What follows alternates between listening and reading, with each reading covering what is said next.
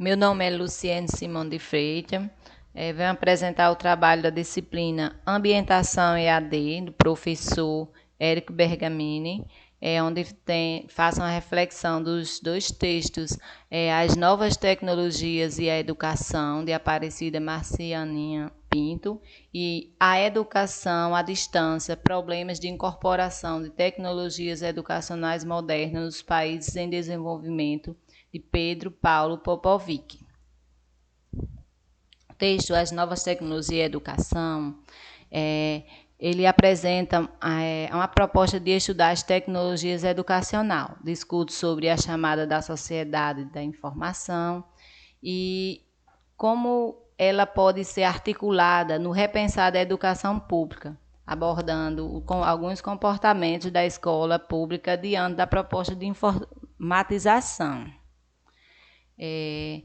As inovações tecnológicas são complexas. O autor apresenta que elas são complexas e impõe novas concepções de educação, de escola e ensino. O professor é visto como o agente principal e que ele necessita da formação para enfrentar esses novos desafios, uma vez em que este deve ser um mediador participativo na construção do conhecimento do aluno. O autor também ele relata que ainda há uma certa resistência dos professores mediante as novas tecnologias.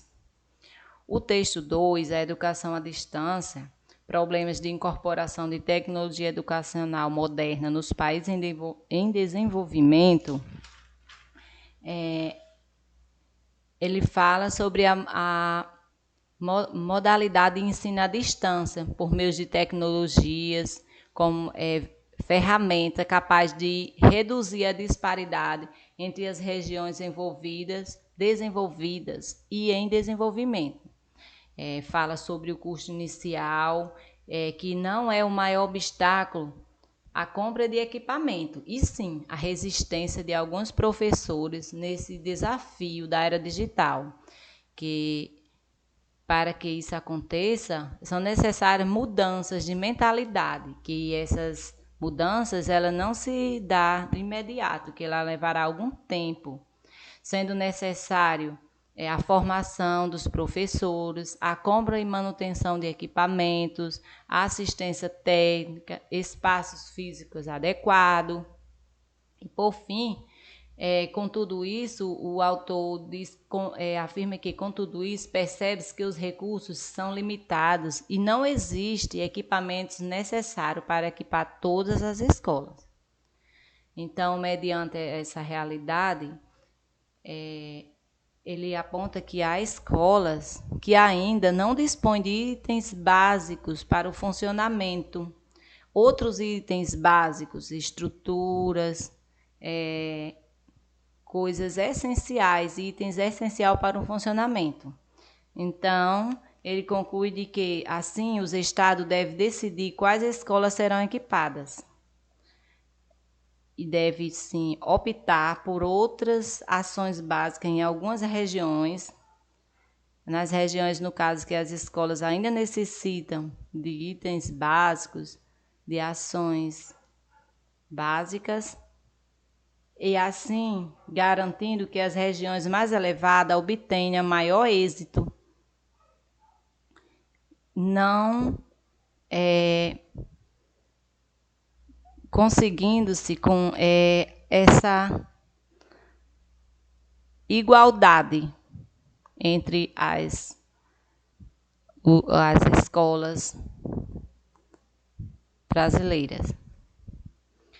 A percepção entre os textos é que os desafios mediante as novas tecnologias no âmbito escolar são pontos comuns entre os dois textos, né? E assim como também ambos os textos falam sobre a importância da formação, da aceitação do professor como mediador nesse processo de ensino-aprendizagem. O texto 2, porém, destaca que destaca-se porque nos remete à realidade, que para implementar um processo tecnológico nas escolas, não são necessários resolver apenas problemas técnicos e estruturais. São necessários a formação dos professores, entre outros itens, né? E também ele aborda que essa realidade ainda é bem distante para algumas regiões. Aqui são as referências dos textos.